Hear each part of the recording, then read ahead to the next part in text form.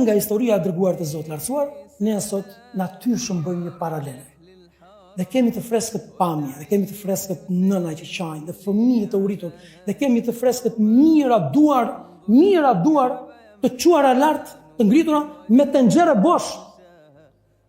Dhe kërkojnë nga njerëzimi, jo ndonjë gjë të madhe, jo luksin që e kemi ne.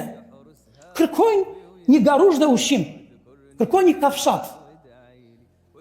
Dhe njerëzimi, që nga muslimanët e parë, që nga ne, deri të fundit, shikojnë dhe bëjnë sehir. Përveç, dalin disa njerëz që mund të jenë zëra prej muslimanëve, por fatmirësisht ka edhe zëra edhe prej jo muslimanëve, siç u ngritën ata 5 veta kryesorë të cilët përmbysën këtë marrëveshje dhe këtë dakordsi të zymt, të cilët çojnë zërin edhe lëviz në nervat e tyre, në gjakun e tyre, në ndjenjat e tyre, del në pa ai njerëzllëku dhe çojnë zërin dhe thonë ky është genocid, dhe ky është krim, dhe ky nuk është njerëzllëk, dhe turp t'ju vi, gjithë dunjas dhe gjithë botës turp t'ju vi.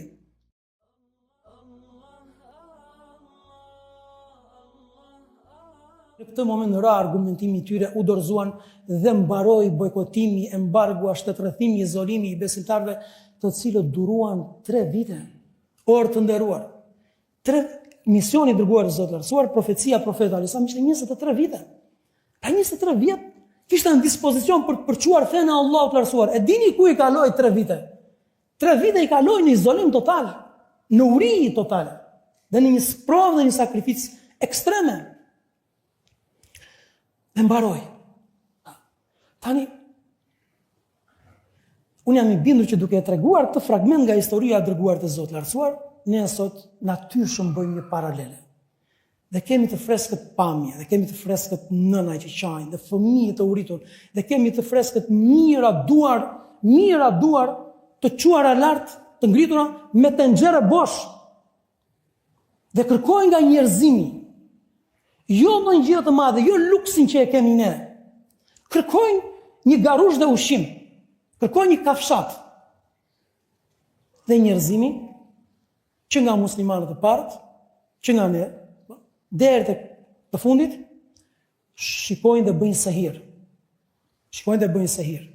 Përveç, dalin disa njerëz që mund të jenë zëra prej muslimanëve, por fatmirësisht ka edhe zëra edhe prej jo muslimanëve, siç u ngritën ata 5 veta kryesorë të cilët përmbysën këtë marrëveshje dhe këtë dakordsi të zymt, të cilët çojnë zërin edhe lëviz në nervat e tyre, në gjakun e tyre, në ndjenjat e tyre, del në pa ai njerëzllëku dhe çojnë zërin dhe thonë ky është genocid, dhe ky është krim, dhe ky nuk është njerëzllëk, dhe turp t'ju vi, gjithë dunjas dhe gjithë botës turp t'ju vi. Shikoni se çfarë paralelizmi. Të njëjtat mekanizma, të njëjtat i njëjti projekt. E dini se çfarë ndryshojnë? Vetëm personazhet. Që do thotë historikisht në tokën e Zotit lartësuar ka patur viktima, ka patur dhe agresor dhe ka patur dhe mizor. Teshabehet qulubuhum. Do t'i gjesh tot Allahu lartësuar zemrat e tyre të njëjta, zemrat të njëjta në pamje ndryshojnë. Se janë të ndryshëm ata që kanë qenë Ebu Xehli me shok në kohë të profetit Alisam, janë të tjerë kriminalët e sotëm. Por në përsa përket zemrave, kanë të njëjtat zemra, kanë të njëjtat plane. Në emër të Zotit vrasin, në emër të asaj që janë populli zgjedhur i Zotit. Dhe përhapin urin ku? Tek fëmijët, tek gratë, tek njerëzit. Dakord nuk dakordsosh, dakord nuk po diskutojnë politikën njëra tjetra. Ka njerëzllëk. Prandaj orë të nderuar, unë nuk dua të zgjathem më tepër, por do të jap një këshill, që është jashtëzakonisht e rëndësishme. Ne si muslimanë kemi një obligim që pas studimit të librit të Allahut të lartësuar, pas studimit, leximit në mënyrë periodike her pas here të Kuranit famulart me tefsir, me komentim, me interpretim, me shembuj, kemi obligim të njohim historinë e dërguar të Zotit të lartësuar. Historinë e dërguarit të Allahut. Prandaj në çdo xhami, në çdo shtëpi duhet të jetë lulishteja dritave, duhet të jetë nektari vullosur i xhenetit, duhet të jetë libra të historisë, të cilat ne na njohin dhe na qartësojnë se si ka ardhur ky Islam dhe çfarë një lloje kategorish njerëzish kanë jetuar në tokën e Zotit të lartësuar. Pse? Sepse skenarët janë të njëjtë, personazhet ndryshojnë. Le të dimë se si të sillemi. Të dimë se si të sillemi. Le të shkëpusim dhe si detaj dhe si dobi nga ky fragment faktin sa rëndësishme është të qenurit i qëndrueshëm në parime. 3 vjet, të durosh 3 vjet? Shumë, jashtëzakonisht shumë. Mirë, po parimi është më i shenjtë. Të durosh në parim është shumë e ëmbël. Është jashtëzakonisht madhështore. Të karikon Allahu, kep Zoti fuqinë. T'jep Allahu lartësuar dritë dhe udhëzim. Dhe e përballon, dhe të bën Allahu lartësuar referencë dhe model. Shikoni se si duruan ata njerëz. Shikoni se si durojnë sot muslimanët. Pasha Zotin e gjithësisë, nëse nuk do të ishte ëmbëlsia e besimit, dhe nëse nuk do të ishte bindja absolute se janë në hak, janë në të vërtetë, do e kishin lëshuar fen, do kishin lëshuar vatanin, do kishin lëshuar parimet që në momentin e parë jo më të duronin me vite të tëra genocid dhe presion dhe të merë. Ama parimi është i shenjtë. Ndalesë tjetër shumë e rëndësishme që e bëjmë në këtë fragment është jashtëzakonisht e rëndësishme.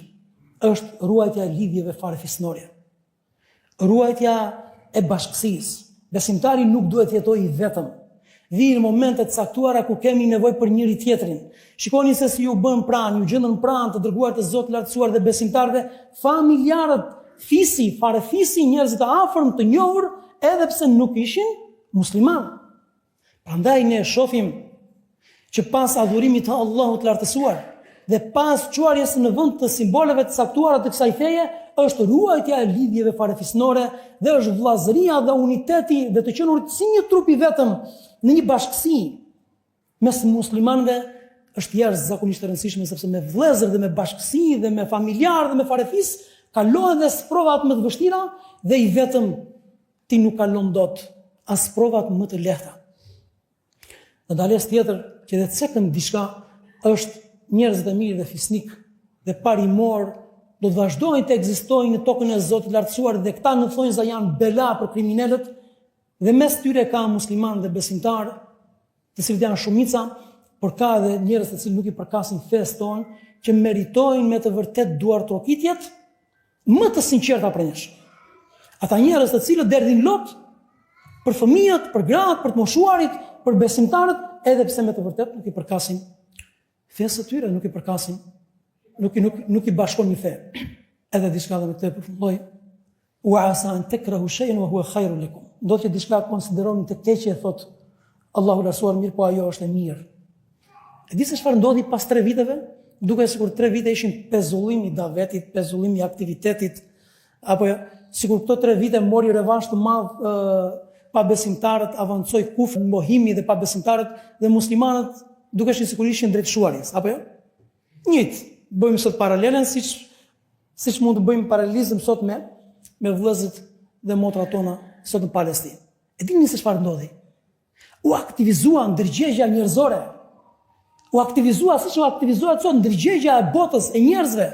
Kuptojnë se kush është kriminali, dallohet kush është kriminali ndaj viktimës, pa dallimi. Që deri në këto momente nuk është çudi të jetonin bashkë dhe nuk është çudi që të ishte më i avantazhuar kriminali apo të ishte akuzuar viktima. E dini se çfarë ndodhi pas 3 viteve të bojkotit dhe të izolimit të muslimanëve? Shpërtheu daveti, Islami. U tërhoq vëmendja e njerëzve, sidomos e haxhilerëve që vinin për të kryer haxhin. Thoshë çfarë po ndodh? Interesoheshin. Çfarë po ndodh? Cili është aktualiteti në Mekë? Aktualiteti në Mekë, po. Kanë mbledhur disa njerëz që besojnë se Allahu Zoti është një i vetëm.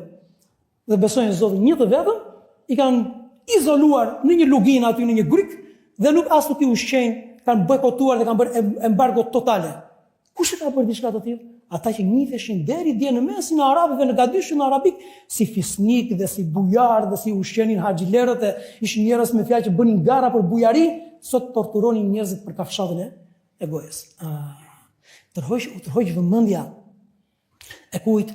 E njerëzve të thjeshtë që ndoshta nëse nuk do të ishte kjo situatë, do të vinin, do ta kryenin ritualin, do të ktheheshin në vendin e tyre dhe nuk do të interesoheshin fare as për Islamin, as për Muhammedin alayhis salam dhe as për besimtarët. Prandaj ka hajër në çdo situatë që vjen prej Allahut. Mirë, po ajo që i takon besimtarit është të jetë njeri, të jetë i njerëzishëm, të ketë ndjenja, të ketë lot, të ketë solidaritet dhe gjithmonë ولا تركنوا إلى الذين ظلموا فتمسكم النار. Kur mos u bëni palë me zullumqarin, se do t'ju preki zjarri, thot Allah. Kur mos u bëj palë me zullumqarin. Edhe nëse në momentet caktuara zullumqari është musliman, prej ti ka buruar zullumi, kur nuk bëhemi palë me të. Edhe nëse në momentet caktuara zullumqari është babaj tim, është fëmia tim, kur nuk bëhem palë me të. Sepse Allahu lëshuar thotë, la terkenu ila alladhina zalamu. Asnjëherë mos u bëni palë me kriminalët, me zullumqarët, se do t'ju preki zjarri. Prandaj këto janë situata të cilët qartësojnë dunjan, botën, njerëzimin, se nga do të anojnë me këtë do të bëhen palë. Dhe asnjëherë nuk e mashtron besimtarin parimor dhe njeriu në njerëzishëm parimor as fuqia, as pushteti dhe as avancimi në dimensiona apo në forma të caktuara, por gjithmonë Zoti i Madh, Allahu i lartësuar, është me atë që është më të drejtë. Me atë që është më të drejtë. A bëf Zoti i gjithësisë që gjithmonë të jemi parimor, dhe të jemi besimtarë, dhe gjithmonë të jemi të njerëzishëm, të jemi me ndjenja. Na bëft Allahu i lartësuar që gjithmonë të jemi ndihmues të vërtetës dhe gjithmonë të jemi të solidarizuar me ata njerëz të cilët janë të vërtetën. Dhe Allahu i lartësuar largoft prej dunjas në përgjithësi dhe prej muslimanëve në veçantë, sepse ata janë sot më viktimat në tokën e Zotit. Allahu largoft një orë më parë zullumin, padresinë, të merrin, urinë, sëmundjen dhe gjithçka prej sikleteve, të mos i harrojmë nga duat tona dhe të jemi gjithmonë vigjilent, dhe gjithmonë prej atyre skenarëve që na qarkullojnë për dishmërinë tonë, besimtarin merr mësim si i ndriçuar dhe i orientuar me dritën e Zotit të lartësuar. Allahu ju ruajt, Allahu ju mbuloft në mirësitë e tij. Aqulu ma tasma'un, astaghfirullaha al-azim li wa lakum.